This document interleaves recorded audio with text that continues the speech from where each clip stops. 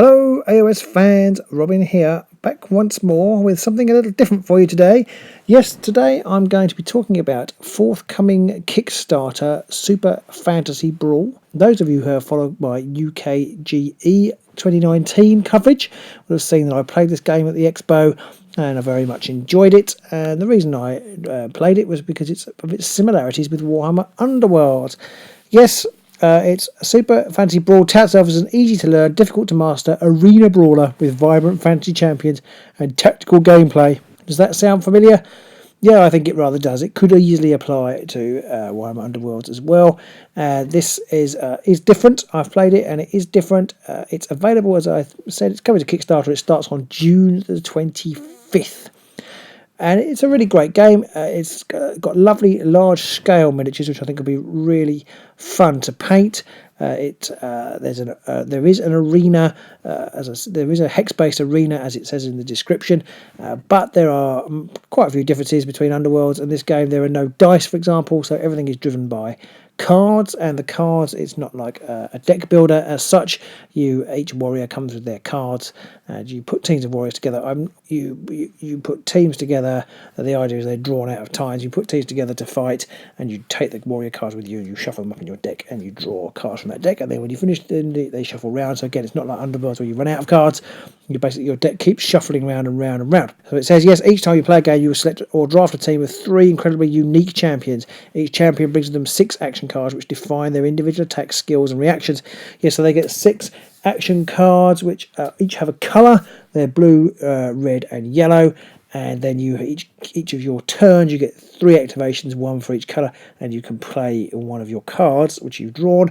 Now, maybe if you've got a handful of blue cards or a handful of yellow cards, you might think, well, what do I do then? There are a few generic, one for each colour of a generic action that you could always do on that colour if you have no cards that match. There are some cards you can play out of turn, almost like reaction cards. And you could do various things. Some of them enable you to move, some of them you have to move and fight, some of you can move further. They have extra little special things you can do. You can pull people towards you, you can push people away from you. And then there are also rolling objectives, and if you have achieved, you set up to achieve an objective, which might be there's several zones on the board, different coloured zones, and if you've got control of those zones, you might get an objective point. And if you end your turn in that, and then you start your next turn with it, then you've gained that objective point. And it's quite interesting. They kind of, if you've only played Blitz Bowl, the objectives kind of ripple down and then they go off, so you've only got a limited amount of time before you can score it. But not only that, there's certain zones in the objective zone where they score more, so you actually score more if they're in the middle than if you're at either end, so you can actually kind of wait to score more objective points. I think you have to score 5 to win the game, but you can also score objective points by killing one of your opponent's fighters, but they're not killed outright. If you kill them, you get the objective point, and then your opponent puts them back in their end zone, as it were, and then they can just be played straight out of there with cards on their turn. So it kind of keeps rolling all the time. Let's have a look at this press release I've got. It says the primary way to play Super Fantasy Brawl is a head-to-head with 2 players. However, it will feature a fun 4-player game mode too. I haven't seen that. I don't know how that will work. That does sound kind of fun. It's faction-free, team-building, card-driven actions, and combat that uses no dice. And it says, going on, players will have to balance tactical play, aggression, area control, and objective scoring to secure the win by reaching the victory point target before their opponent. Yes, it won't be any good just trying to brute force smash everybody together, everybody to pieces. There aren't enough actions in the game to do that. If your opponent's canny, while you're killing one person, they'll be manoeuvring the other 2 onto objectives to score points, and you won't be able to keep up with them.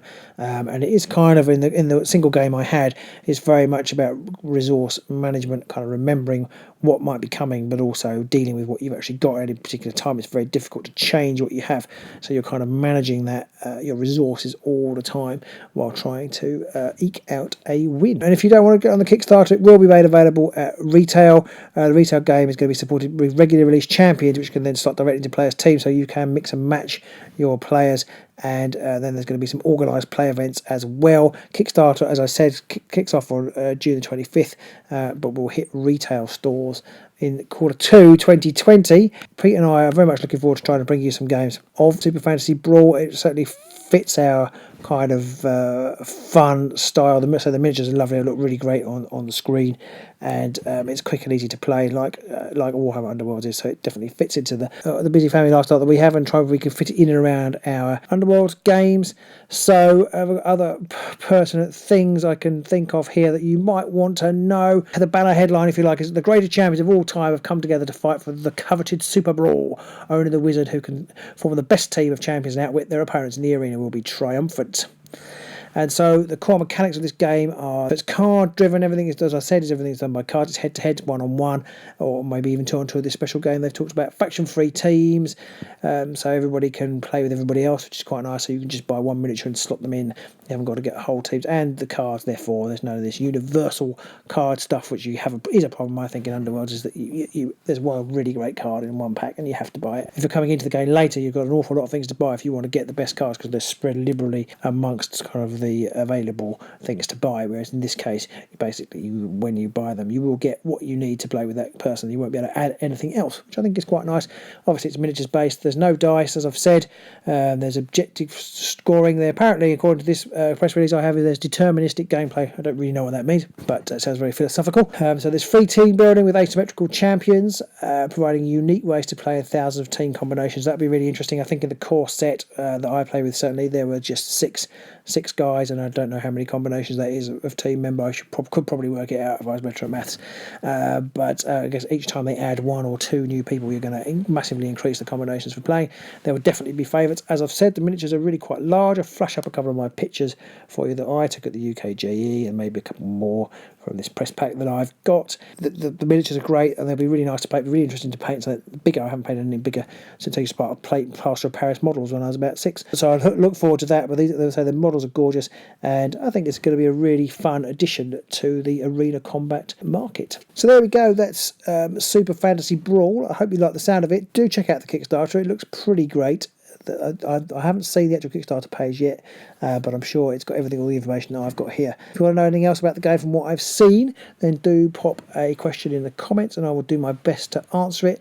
I think this is going to be really fun for anybody who plays Warhammer Underworlds. I fancy something a little different but similar, and I'm really looking forward to getting on board with this, and we will bring you more about Super Fantasy Brawl when we have it. So until next time, wherever you are, whether you're fantasy brawling or Underworlds fighting, we'll see you soon.